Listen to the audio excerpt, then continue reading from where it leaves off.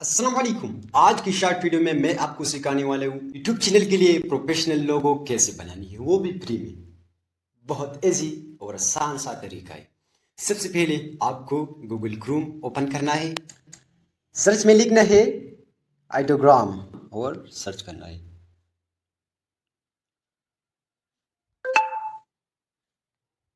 ये सब कुछ ओपन हो जाएंगे, लेकिन आपको करना ये है कि आइडियोग्राम एक जीमेल आईडी से लॉगिन करना है और इसके बाद ये सब कुछ ओपन हो जाएंगे।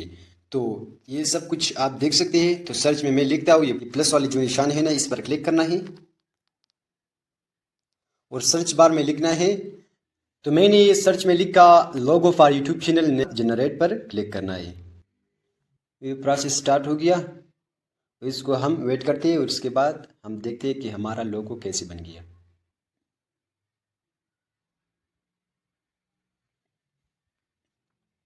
ये आप देख सकते हैं, बहुत इजी और आसान सा तरीका है, वो भी फ्री में। दूसरा भी,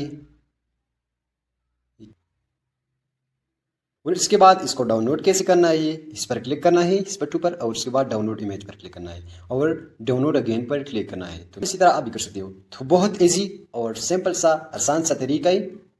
अगर वीडियो अच्छी लगी हो तो वीडियो को लाइक करें और चैनल को सब्सक्राइब करें। जज़ाकल्लाह।